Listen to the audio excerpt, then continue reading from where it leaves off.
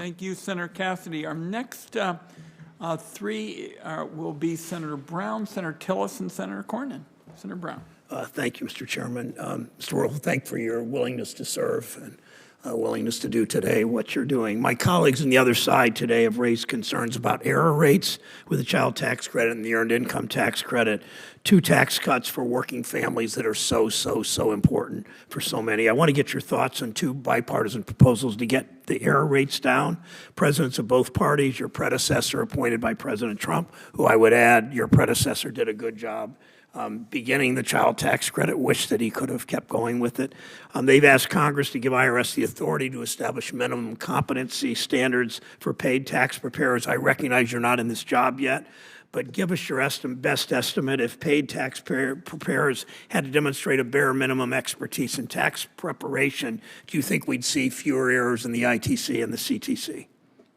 Yeah, I think that's intuitive, Senator. I absolutely think that strengthening the overall performance and skills of tax preparers would go a long way. And I assume you're saying Congress should give IRS this authority, yes? Well, I don't want to opine on something that's more the domain of the Office of Tax Policy. I've mentioned earlier, Senator, that I think the role of the commissioner is to answer whether it would be administratable. So I'll answer it in this way. Problems with tax preparers degrade the integrity of the tax system. So should we look for solutions to improve it? Yes. Okay.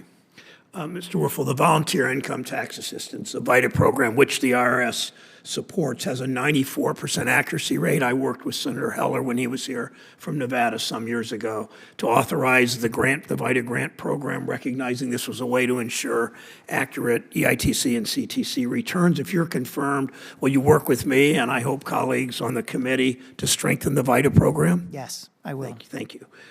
Turning to an issue I know Senator Crapo and Senator Langford asked about, the 1099-K reporting threshold. I want the IRS to do a better job holding corporations accountable when they cheat on their taxes. What I don't think the IRS should be spending its limited resources doing is burdening Ohioans making simple transactions on third-party platforms. I was pleased the IRS delayed the new $600 1099-K threshold. That's simply too low. It ought to be higher. I think there's general agreement on this committee of that.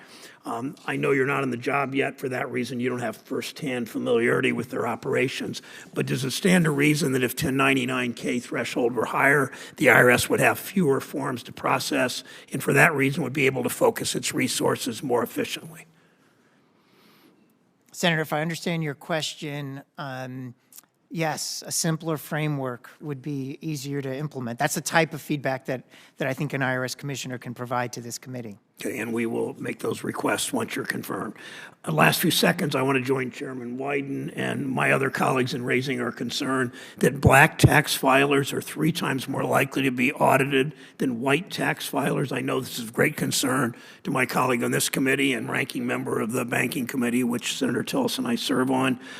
This is great concern to Senator Scott. I know you committed to Senator Wyden to report back within 60 days of starting the job.